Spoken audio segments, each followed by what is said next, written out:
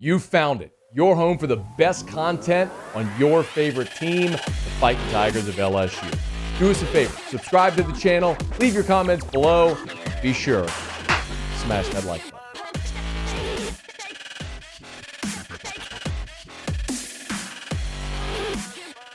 We all know NIL is a part of recruiting. It's an unavoidable part of it.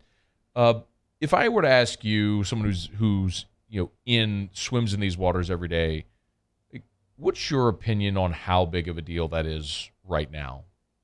And I'll ask a follow-up, but I'll leave it wide open to start. And my hiatus from work is not a dive into the NIL game. I'm not swimming. No. I'm not swimming too deep in these waters. Okay, wait. So what are we asking? What are we feeling to start? Okay, I'll go a little more specific. Texas was 5-7 last year, and they're pulling a great class. So to say you got to win on the field doesn't exactly correlate. I'm looking at that going, clearly they're spending an NIL to put this class together. Are they? Yeah. I don't know how much. No, I don't think any Arch numbers have ever been put out, but I'd be surprised if Arch Manning was cutting some. Wouldn't you? I would. If he were being paid? I know. Yeah, or if that were some big part of his recruitment. I would agree. That it would not be. Yeah, no, I agree. But the other part of it, too, is that Cooper, with the industry he works in, I mean, he's been plugged into Texas for a long time. So it wouldn't surprise me necessarily if that's been in the works for a long time. But yeah, I could agree with Arch. I think there's kids out there currently in college, or some kids who's, let's say, who may have some money, or whose dads are coached or played or whatever. Those kids have said that their parents, kind of off the record, have said, "You're not doing any." Yeah, good. Just go to, if you need some money, tell me, and if not, go to college. You're being a normal kid. So I think a lot of that.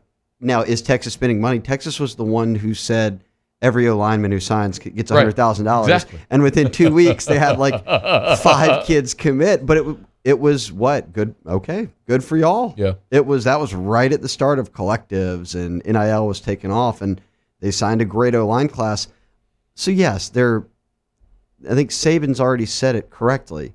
They paid for that class. You're paying for these classes. Now, was Texas not paying kids before? No, probably not that much, obviously. But it was Jimbo who's, back in February signing day, was the one who said, well, this is just all stuff that's been happening under the table, and now it's above the table. So, Jimbo's kind of been the king of quotes for this whole thing. In the span of 5 or 6 months here, he's gone in every direction. Oh, my God. But I think that more so, like you said, in terms of pressure to win, or winning, or have they been winning, let's look at an A&M. The pressure to win now has got to be through the roof.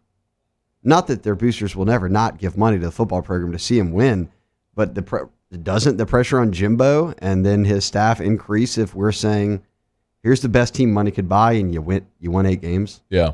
And all the guys bailed, or what? There's so many things that can happen where none of those kids are going to stay at A&M all 4 years. I mean, then guys leave, and what happens there? So I think some of these teams that are loading up, very Miami, that are kind of in the public, knowing, okay, you're paying a lot of money for kids in NIL deals, pressure then becomes on those teams to win. Where's the return on the investment if I'm a high-level booster and I've given all this money? It's not like I gave you all this money and you built a football ops building with it. Yeah. And it's around for 20 years. It's a kid who might bail in 2 years, and now we've won nothing. Do you think that's an interesting correlation? Do you think that we are just going to see a displacement of funds, meaning the booster that would give $1 million to build football ops? No one talks about this. No longer says, "Hey, look, I'm not going to spend it on football ops," because with the kids don't care about the first class airplane pod in the locker room. What they want is NIL money. I think that's a big part of it now. There's so much into NIL, but that's on the university side. I think something that's going to be discussed a lot, because if I don't know, make up the company, walk-ons, Mandas, whoever, well, do you want me to have signs out in the baseball field and at the football stadium and all that, or do you want me to put this money in the collective? Because now it's not I'm not coming around and now doing ×2 for everybody here, right? And maybe they are. I don't know. Those are made up business names for me. I'm just absolutely saying. Understood. But it's all these people that are your sponsors, title sponsors, that are giving all this money. Now, are you asking them to make a choice? Like, okay, we're putting it into this collective and it's going to go to student or this. And I would think some businesses are going to say I'm one or the other. I'm not handing it out all over the place. So then where does that go? If that's going to collectives now, who's giving the money for whatever else it might be? So it's a great, I think there's a lot of elements to this that people kind of don't think about. Shea Dixon's with us. He's on Twitter at Shea Dixon. We'll get to your questions. Let's focus a little bit more right now on calendar and 2023 class as it moves forward. When you look at this current roster that LSU has for the 2022 season, so much of it had to be supplemented by the portal. I don't suspect Brian Kelly is going to make a habit of building his roster out of the portal every year. This was sort of out of necessity. So as you project, what are the areas in this class, this 2023 class, where you feel like the staff needs to focus or will focus? I think every year O-line, D-line, right? Because you're always going to take 4 guys at least on both sides, and I think they'll trend towards that. So that's always important. I'm one, and look, linebacker I think is one they don't have an incredible amount of depth at, because the DB room is sort of very much older transfers or Jay Ward, older guys, and then like younger guys that maybe in their first or second year. You'll wonder if they don't address that again. Corner certainly was so low. They got down to 2 scholarship guys, and everyone they took was in the portal. But I think not enough people talk about it. Wide receiver, they have a lot of really good ones, but they only have 8 of them or 9 of them. And, we've already seen if Kayshawn's not out there and Dre's not out there and, Ibieta hasn't shown up and someone else might be banged up, you're down to 3 or 4 guys. I mean, there was a lot of time where they were running scout team or, walk-on guys at receiver during spring drills. So I'm pulling up the depth chart right now that I'd written out after spring.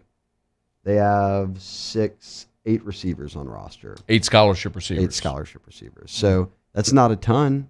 I mean, normally you're at 11, 12, 13, and a lot of them don't ever play, but it's where you're at. So I'd bet that's one position that you're going after. Quarterback, as always, you want to take one. You don't really ever skip.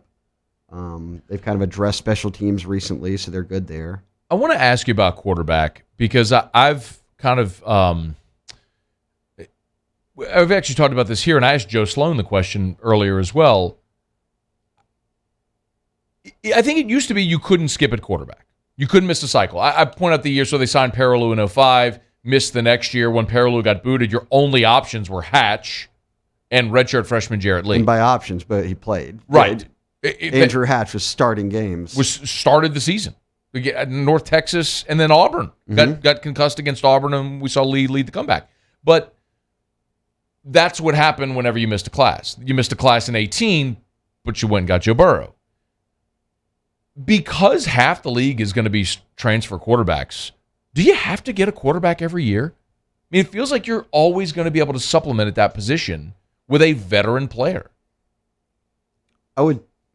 No, you don't have to. Well, I guess nowadays you don't have to do. The portal can always be a one-stop shop, especially if it's just one player, like a position like quarterback that you're only playing one of them. Then you could do that but Ole Miss would do that back in the dating ourselves here, but remember the Jevin Sneed years and all every year they never even signed a high school quarterback. This was pre-portal days. They would just take JUCO kids or transfers and sit them out a year and just keep rotating. I don't think that's sustainable. Kelly said I think they'd like to get guys, develop them, have them stick around, but again, you can't keep everybody on roster at quarterback. The guys are going to bounce. So I bet the ebbs and flows of your roster and all that determine it. But I would think with how things are set up right now, they should just take a high school quarterback. You've got Nussmeier, you've got Howard, you've got Daniels, who's got multiple years. Brennan's a 6-year guy, so I don't see a reason to add another guy that's older into that mix. I'm not saying don't sign a quarterback. No, but you don't have to. But for example, everyone's kind of looking right now. Well, let's talk about the quarterbacks. Jaden Rashad has picked Miami. Dante Moore is the next guy, right? He's the next guy up for LSU. Yeah. Where does LSU stand with him? In it, but I think most people think he's going to end up. He was kind of a Notre Dame lean, and now Oregon seems to be the trendy pick. So I don't think that people are on board Okay. betting that LSU gets Rashada or more. Or could they flip Rickie Collins? I think that's where everyone's going to come back around. And right now, Who's a stud, by the way. well, the Elite 11's going on out in California, and the aforementioned guys, Jaden Rashada and Dante Moore are there. Rickie Collins is there. Holstein's there. Basically everyone but Manning. So we'll see kind of how Collins stocks up. Again, it's a throwing competition with, one-on-one drills, but we'll see how he looks out there. I don't care what star ranking Rickie Collins is. I think he's a 4-star. He's like the number 12 quarterback in the country. Bro, I saw the kid play. He can play. Like, I know. And you don't need him to play next year. Yeah. You've watched enough high school games. I did when I was calling high school every week. I'm no scout. Like, I'm not looking at dude's first step. But sometimes you can just look and go, oh yeah, that he's just different. Like, he's one of those guys. How long have you called games? I mean, I called Catholic for 9 or 10 seasons. Who does anyone stand out? The best player you saw, Catholic or another Geis. team? Geis was, it was unfair. He just didn't carry the ball 30 times a game. If he did, he would have set every record ever. But you had Darius and you had Clyde for 2 years where they overlapped, and but I mean, Darius was that. I mean, it's been a minute now, but he's the one that always just pops right in my mind. He was phenomenal. Mm-hmm. Emory Jones, Clyde was good too. Yeah. Clyde was the first ever freshman to play varsity under Weiner. Freshman never played varsity. Clyde was the first one he ever let do it. Clyde's very first touch ever. First game, they're playing Parkview Baptist. He returned, opening possession, Parkview gets the ball, they go 3 and out, they punt. Clyde returns the punt for a touchdown. It was like, oh, that's why he's playing.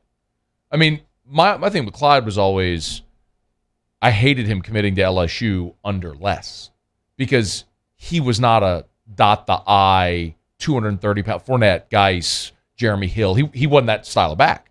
I said he can go to Kentucky and be the best back in the history of Kentucky football.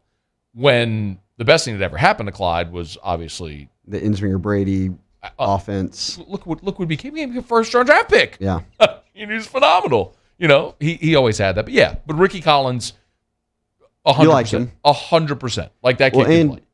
I think to LSU, he's right here. He's committed to Purdue, but he's right here in your backyard. If you're not getting a Jaden Rashada or more, and understandably, you're going to chase the top quarterbacks out there. You have no need not to, because they've been recruiting Rickie Collins the whole time too. It's not like he's on the back burner or something. Mm-hmm. I mean, they recruit all these guys pretty equally, and the dominoes fall as they may. But I think now I would have odds on favored as he's the guy they're going to ultimately kind of press for. Hey, thanks so much for watching. Please leave your comments. I love to interact, and be sure to hit the red subscribe button below.